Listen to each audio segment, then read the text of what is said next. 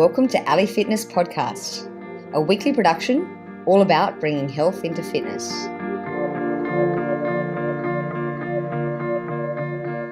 Now that I've moved to NYC, I thought it fitting to get the well-known or very well-known breathing expert, Dr. Belisa, on the show to help us breathe. Dr. Belisa is not only a clinical psychologist, public speaker and author, but she also finds time to be a regular guest on national television, including CNN, Fox News, The Today Show, just to name a few. After being interviewed by the likes of Anderson Cooper and Dr. Oz, I thought she was just qualified enough to come on Ali Fitness Podcast to teach us all about how to breathe.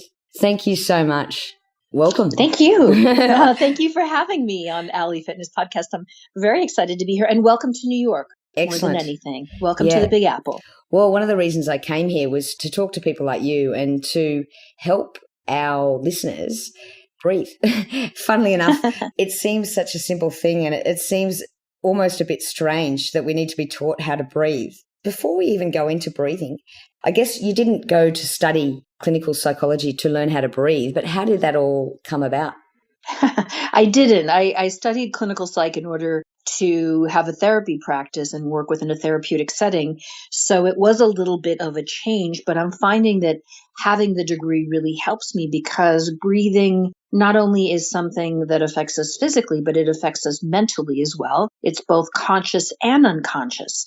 So I'm actually very grateful to have the psych degree. I think it helps a lot for being able to understand how people have changed their breathing and then how to motivate them to make it better. But my own story had to do with looking for different ways of reducing stress and then really loving the breathing that we did in yoga class, but then wanting to see what other sports were doing as well in order to come up with a method that was very science-based and very practical. And that's sort of how I came about the Breathe method and my class called the Breathing Class. Okay, so it all started in yoga with like pranayama style breathing or? Yes, exactly. So, I just loved alternate nostril breathing. I love the breath retentions, Ujjayi and Kapalabhati. Whenever we did them in class, I wanted to do more of them. But I wanted to expand from yoga breathing because obviously, pranayama and yoga is incredibly important. But I was interested in other sports and other people or methods that had looked at it sort of from a scientific point of view, from a biomechanical point of view, to be exact. When I look at someone now, the questions I ask them have to do exactly with that, the mechanics of it. I ask them if they're breathing in a way that's biomechanically sound, if it's anatomically congruous. Is it a way that our body is built? Are they using the right muscles and breathing in a way that's efficient given the way our bodies are set up? And most of the time the answer is no. Right. So where did your research take you to after the yoga experiment?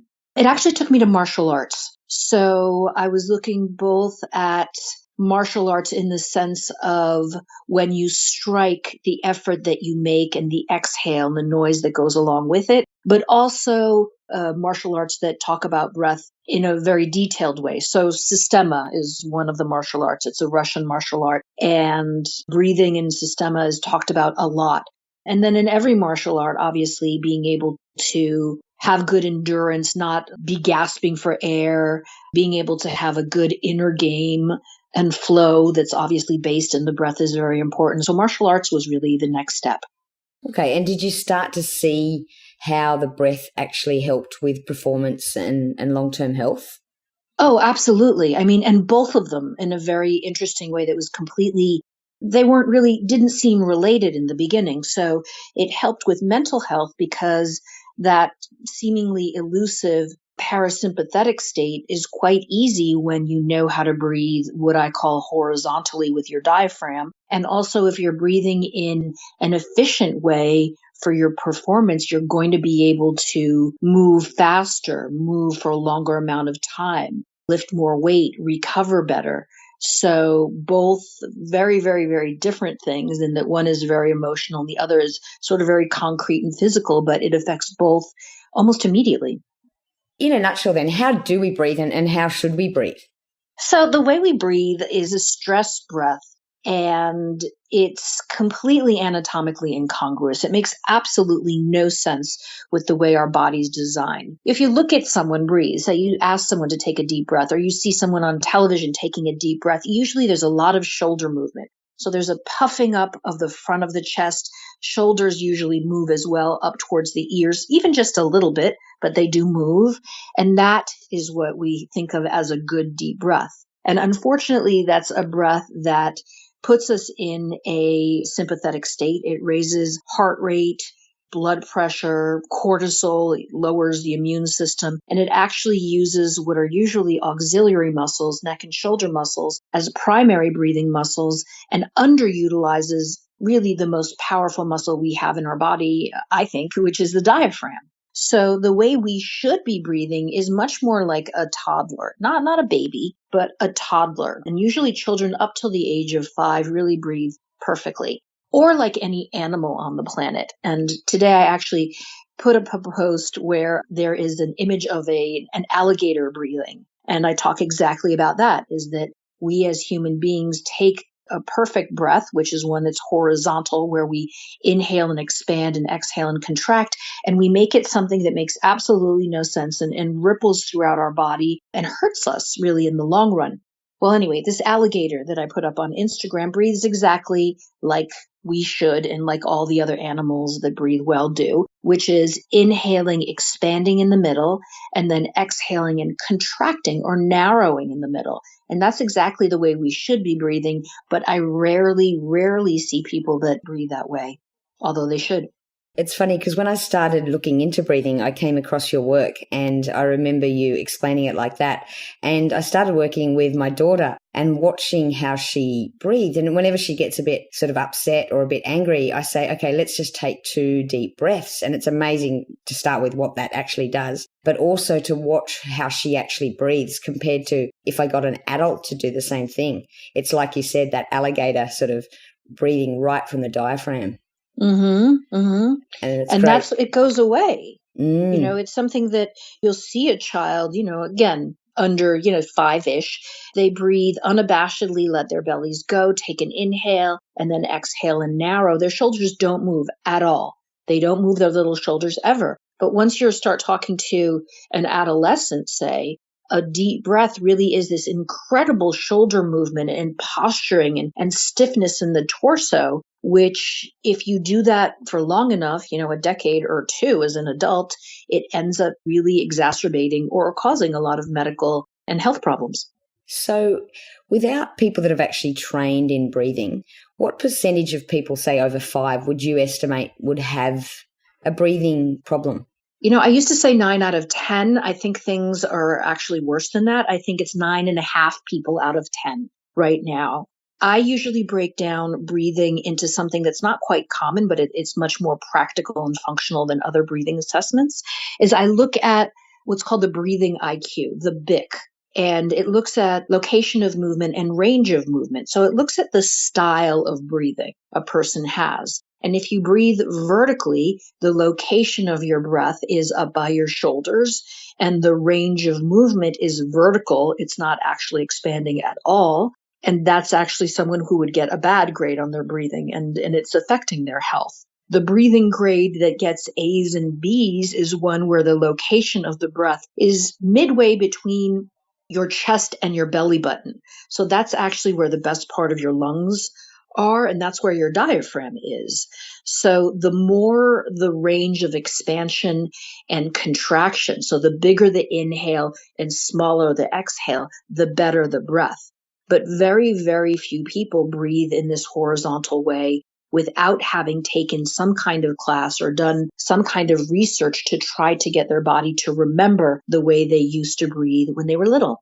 It's fascinating. So obviously, I guess people can do a sort of a test that you mentioned, or they can just look in the mirror and watch their shoulders go up to their ears and realize that they need help. From there, what simple exercises can they do? And of course, there's lots of options with you working online, workshops, and we'll go into all of that. But what's a first step for someone that realizes that they do need help with the breath?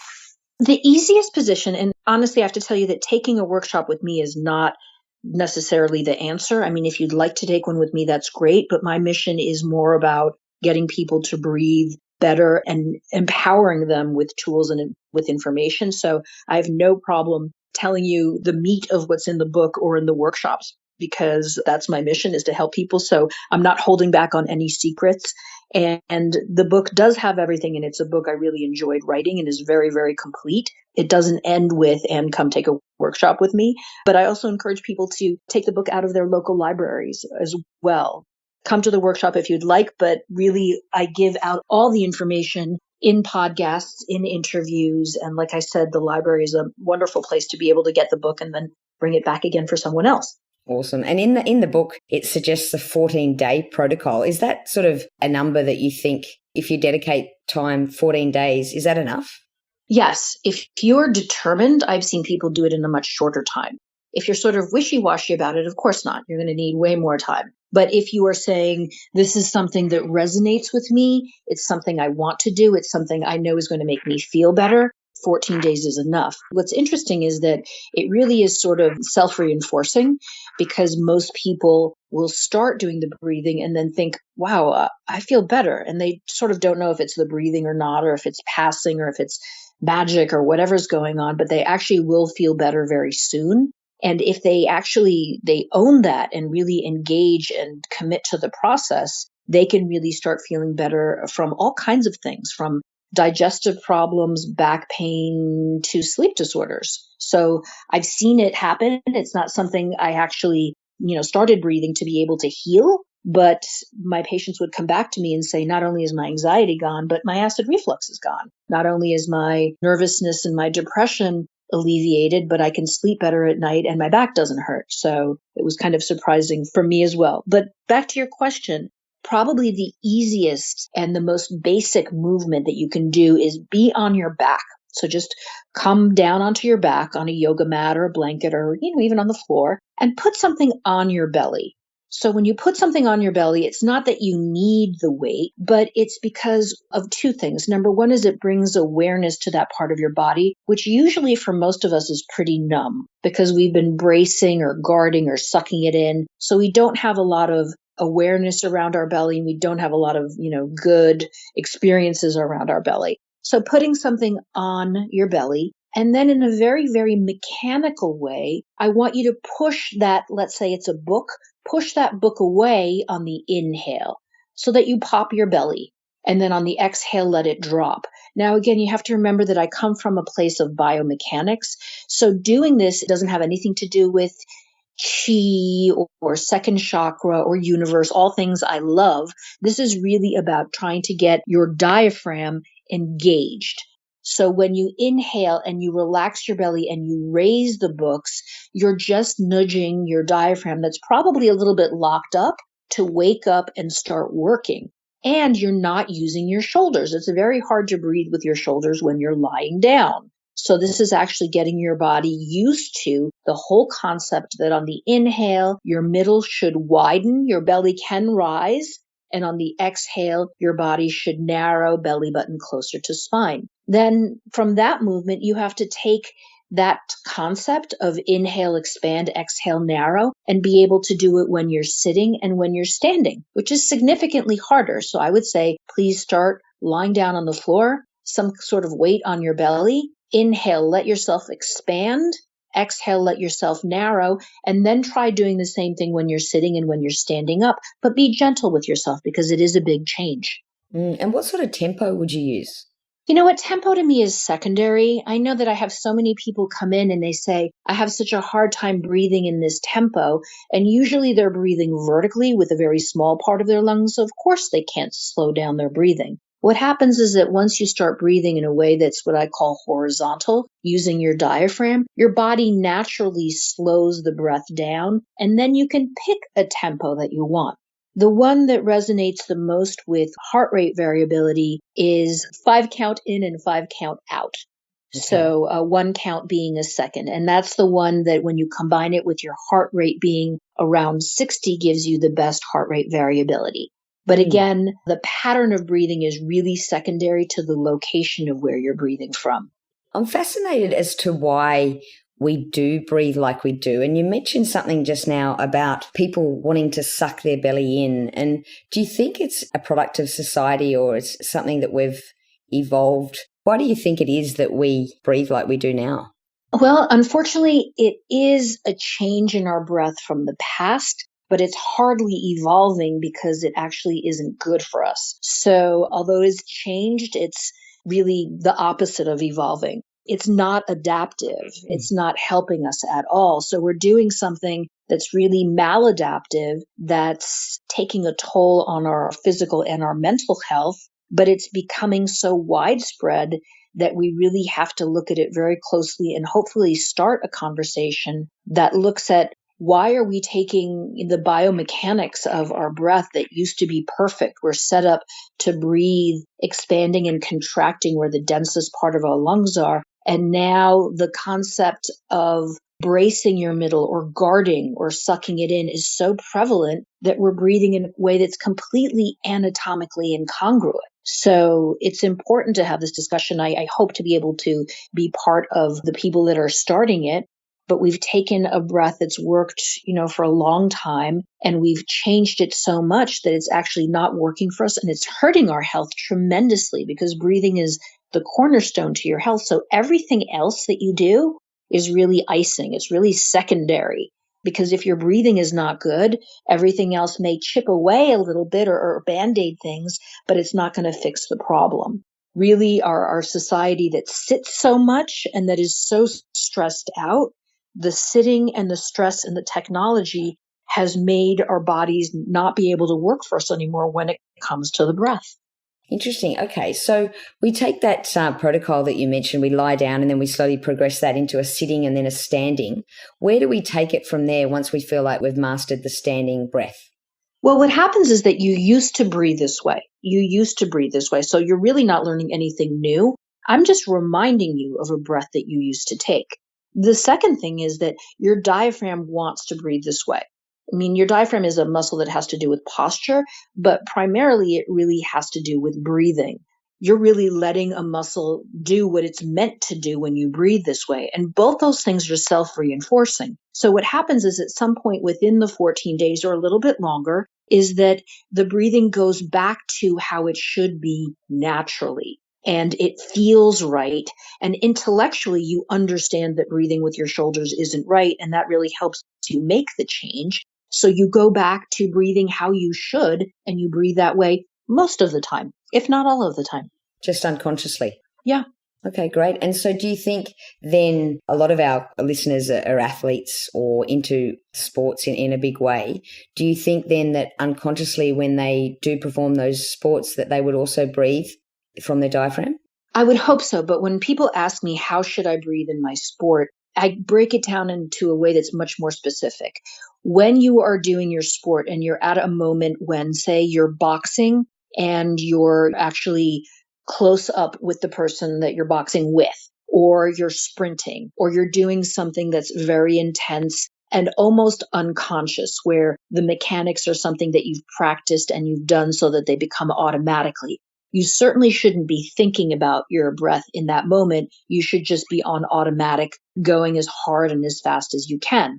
However, if you've learned how to breathe or rebreathe with that lower body breath, it's going to affect many things in your performance. And the first thing is endurance, is that when you take a lower body breath, it takes up less energy than taking a breath with your shoulders. So when you're really performing and you're working hard, you're not taking 15 breaths. You might be taking 50 or 60 in a minute. And if you're using your shoulders to breathe, you're actually using up more energy than you're making. And that's going to be bad for your endurance, your conditioning, or your gas, really. So it's going to make a huge difference as far as how much energy you have. One breath, one horizontal lower body breath is worth 6 little ones with your shoulders, if you can imagine. So again, I use the analogy of being in the ring of if you go to your corner or if you're doing interval training and you have a few seconds to rest before you start something else, you better be able to take breaths that are efficient,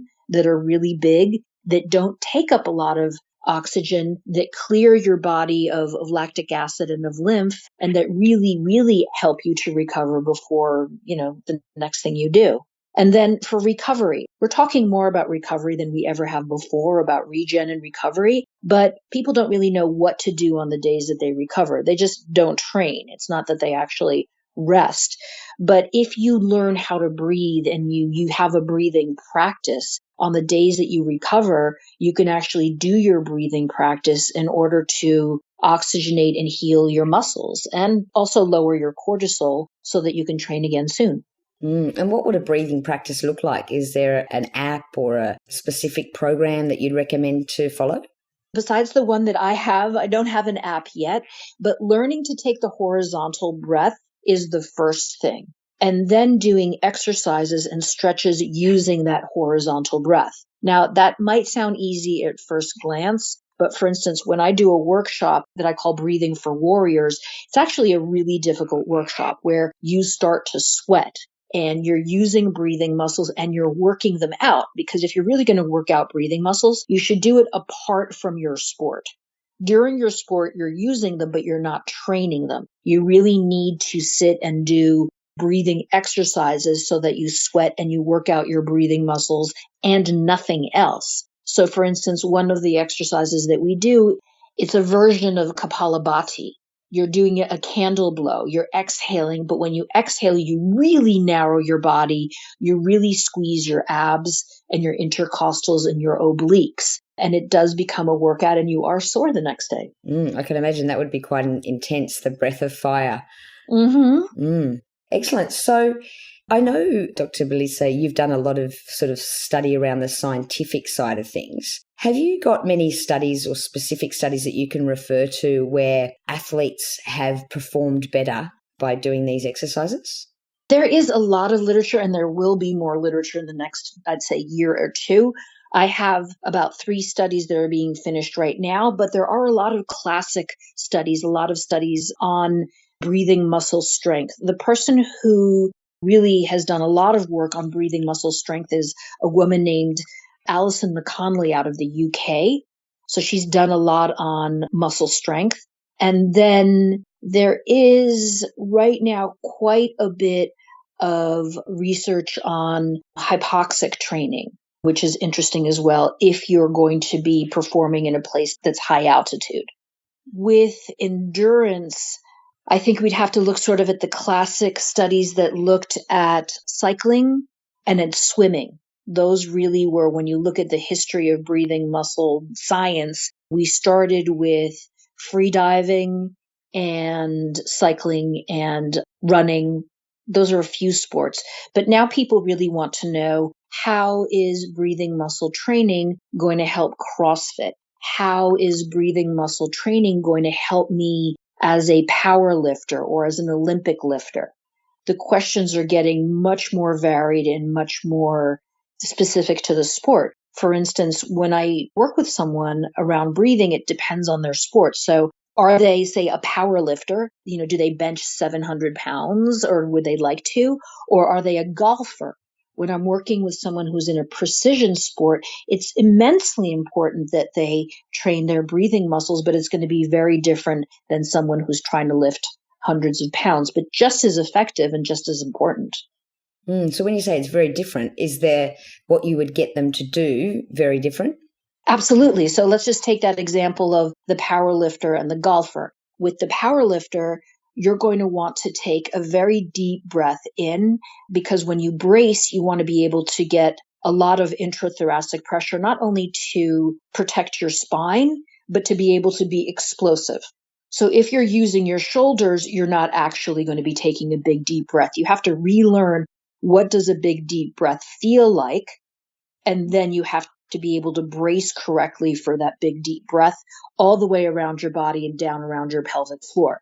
Now, for somebody who's in a precision sport like golf or shooting on a range or anything that has to do, or a career that has to do with tattooing, or a surgeon or someone who does Botox, an esthetician, is that you have to be able to extend the sweet spot in your exhale where your heart rate is very low. And that takes training as well, because you're going to shoot better, whether that's in golf and in billiards or at the range, at the very end of the exhale where your heartbeat is the slowest. So if you can actually get your heart rate to slow down, to have your breath support a very low heart rate, and to be able to recognize that exact moment, you're going to be able to perform better. So when you work with these clients, do you use things to measure this? Oh, absolutely. So I came up with the functional test called the BIC, the breathing IQ, because most of the time when you get breathing tests done, they're not functional. They don't actually translate into things you should do. You're not remeasured again to see if they've changed, and they don't really look at your breathing muscles. So for instance, as much as I love VO2 max, most people don't know what it's measuring and don't train to make it better. Spirometry that you get done in the hospital to see if you have, for instance, COPD or asthma may tell you what your lung volume is or what your lung velocity is, but it's not telling you. You never get exercises on here's how you can make this be better. Come back in a few weeks and let's make that number be optimal. So the breathing IQ, which I do, is a measurement, it's numbers, and it's something that you can change very quickly with practice, which is what I love, which is that if you were to get measured and you're a C, and I say, Allie, you're a C, if you're fine with that, then that's great. C is not terrible. You don't have to go to breathing summer school. You're not failing. But if you'd actually like to breathe better, you can do your exercises. I'll show you, which are all based around this lower body breath being as expansive as possible and as narrow as possible without shoulders. And let's measure you again in a week. Or here's how you can measure yourself.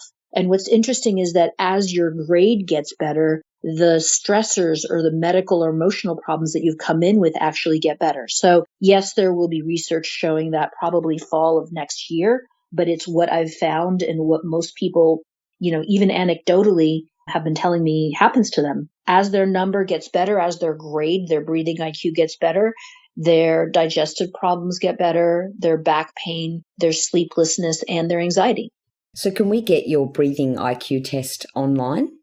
You can get it in the book. It's not actually by itself online. It goes with a lot of instructions, and it also goes with what you should do once you get that breathing grade. I don't think I'd want somebody to just have an F and then feel like they don't know what to do about the F. Absolutely. And unfortunately, most of us will take it and find that we're really much less than optimal. It's something that goes together with the book, but you can pretty much figure right now, if you're breathing and someone looks at you or you're watching someone breathe and they're breathing up and down and there's not a lot of movement around the bottom part of their ribs, that's not going to be a good grade. If you need the specifics of the grade, then you should definitely get the book.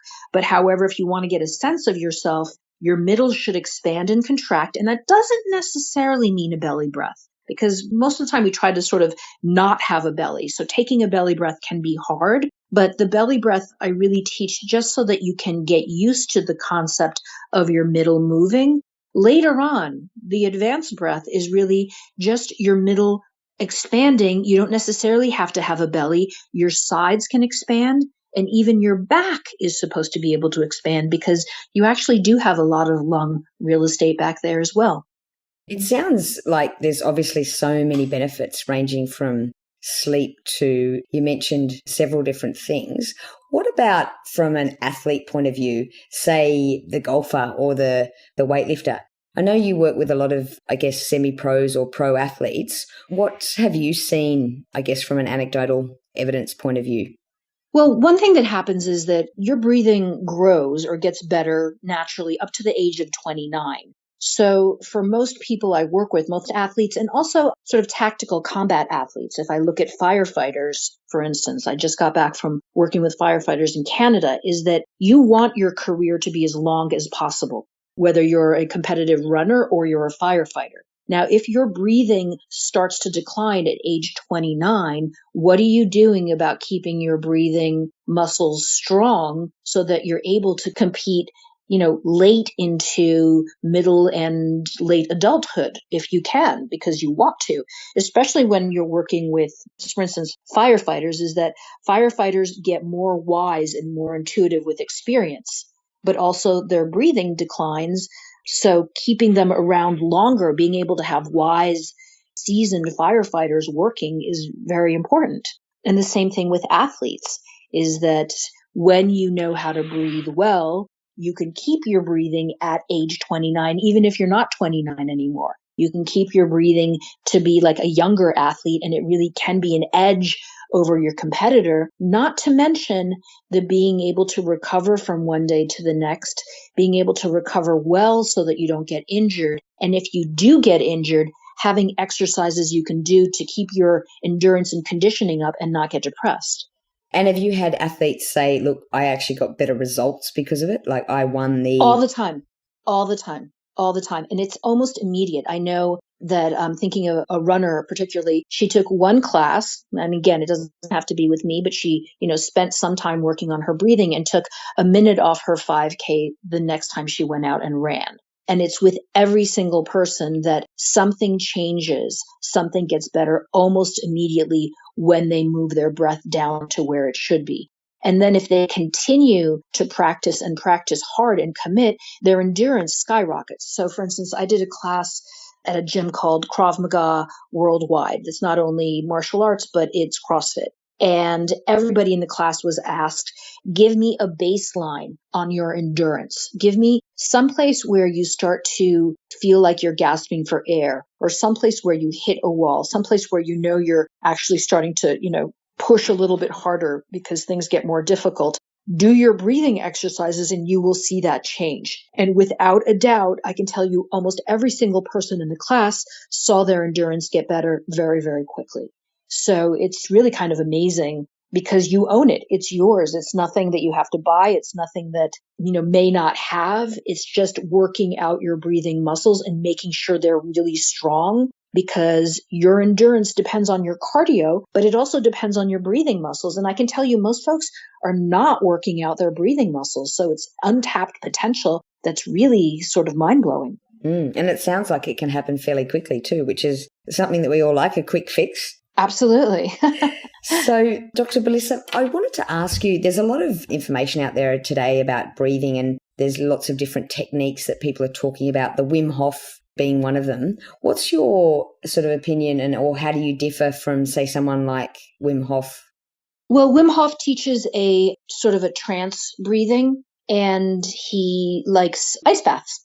So I don't do either of those things specifically. While I do like the cryo freeze and I have done ice baths, and I do see that they're tremendously helpful. And we actually have been doing them, historically for a very long time. Wim Hof has brought them back, which we can definitely appreciate. I think doing breathing in all sorts of settings safely, in extreme temperatures, again, safely, is very interesting. I think that when we're learning resilience, it's important to put ourselves into uncomfortable situations within reason that's going to help us, problem solve better, have better confidence, and just be stronger. As far as the trance sort of induced breathing, that's something that has been done for a long time. The people I like who teach it are folks, sort of classic folks like Stan Grof. He's sort of the father of holotropic breathing. There's really quite a few folks who have been teaching the trance breathing, since the 50s and 60s, who are really, really fascinating folks. I think there's space out there for people to teach all kinds of things related to breathing, and I am very inclusive and I reference people all the time. I know that one of my favorite teachers out there is somebody named Brian McKenzie. He does a lot of hypoxic training and breath holding, and I like where he comes from. He comes from a very scientific place, a very inclusive place, and, also very ethical place. So I really like what Brian does. But yeah, there's something out there for everyone. I know when I have people come to me and say, for instance, I'm doing teacher training right now. So they might call and say, I'd like to talk to you about what you teach. And I say, I'm happy to tell you what I do. And if it's not what you're looking for, if you're really looking for something that's maybe more spiritual or more having to do with traditional meditation, I will recommend you to someone else. I will tell you go take a class with Jeremy Youst or Jim Morningstar, David Elliott, or Dan Brule. If you're looking for something that's more practical and again about the biomechanics, although I do teach in meditation, that's more of what I do. But I think there's a place for everyone, and I encourage everyone to take all kinds of breathing classes. I know I continue to as well. And what I love about what you're doing is that you've sort of got an option for everyone or for people to take it to a different level. Like I could go out and buy the book Breathe and take myself through the 14 days, or I can go on and do a warrior workshop, which would be awesome. And I know also that you're doing the teacher training. And then also I'm looking forward to, I believe there's a masterclass in June in California. Yes, there is. If for those of you who are lucky enough to live close by, like me now, we can go to that. Dr. Belisa, is there anything else that you'd like to let our listeners know about in terms of the breath? Let's see. You know what? It's so personal that really depends. I'm sure you have people listening who are saying, wait, she mentioned digestive problems. I have acid reflux. Is that going to help? And the answer is yes. And then you might have someone else who's saying, she mentioned anxiety. I have fear of public speaking. I wonder if it can help with that. And again, the answer is yes. Just because what I teach is so basic and so practical, but the reasons that you might be coming to the breath are so personal that all I can say is that you should look into it. It might sound a little woo-woo, but it's absolutely not. And that you might be surprised in that things that you thought had no remedy may feel better. I'll mention I was working with a particular powerlifter who, got to change his breathing and came back the next day and said, my brain fog is gone. For all these years, I just thought that this cloudy sense I had in my head was just something I had to live with. And all of a sudden, I can think clearly. Like I didn't realize how much in a fog I was. And I certainly couldn't predict that was going to happen. But everyone's experience is very, very personal and always very positive. So it's something that I'm really passionate about, and I hope you can tell. Absolutely. And for me personally, I think asthma has been a big thing. Do you have many clients that have said that asthma has just been totally healed through breathing? Yes, I have. And in fact, I'll have people come in. This happens, it's sort of disturbing because it happens more often than not where someone comes in with their inhaler and says, I was told I had asthma, 6 or 7 years ago, and we'll do the breathing. I'll actually take their spirometry and look to see at their breathing tests. And they either don't have asthma anymore, but they've continued to get their prescription filled for their inhaler, or their asthma is not a problem with the elasticity in their alveoli or inflammation in their airway passages. Is really that their exhale muscles are weak. So if you can get your exhale muscles to be stronger, you can definitely either control or, maybe even get rid of your asthma if it really has to do, again, from the biomechanic point of view. So asthma is really, really fascinating. And again, there are other breathing methods that address asthma, such as Buteyko. If you combine what I teach with Buteyko, that could be very interesting as well. It's really a shame. Anyone who's being diagnosed with asthma should be given a breathing exercise protocol. And this really rarely ever happens. Yeah, but the industry doesn't make quite as much money if they hand out a breathing exercise. They don't make any money, which is why my work is fascinating, because people do get off their medications and they are empowered. And that's, exactly why I love doing what I do, is because you have everything you need to get yourself to feel better. I mean, I'm not saying that you should be off all your medications. There are some that are very important and you might need. However, breathing is something that's yours. And, we've forgotten that. We've forgotten how powerful it can be. We've forgotten how to do it right. So once I teach someone to breathe better, sometimes they come back because they'd like more exercises or they just like hanging out with me. But other times they figure out what they're doing wrong, they fix it, and they keep moving. And that to me is really true success when it comes to being a doctor and having patients. And just one more thing, for those who have children and presumably under 5, they are breathing really well, what can we do to help those children continue breathing like that? make sure that you are modeling good breathing behavior. So I do have a book that's coming out fairly soon called The Belly Breath, which is very helpful when you're trying to teach a child about breathing. It's about a little boy and him breathing well and him teaching his parents how to breathe. But make sure as an adult that you are not telling them to take a deep breath and showing them a dysfunctional breath, because children learn by watching and by imitating. So that's definitely the number one thing you can do. That's excellent advice. Thank you. And I'm wary of your time, but before I let you go, I have to ask you a question that we ask all our guests on the show. A bit random, but do you have a tattoo? I do not. I don't have any tattoos. Although I will tell you that I always had the idea that I would have no tattoos at all. And then one day I would, actually get an enormous tattoo on my back, which I still may do. Wow. So there's one coming soon. I think there's one coming. Allie, do you have a tattoo? You'll have to listen to the episode where I answer that question. Excellent. I'd love to. Thank you very much for coming on the show, and your insight around breathing has been amazing, and I'm sure that we've all learned a lot. So thanks again. Thank you. Thank you for having me.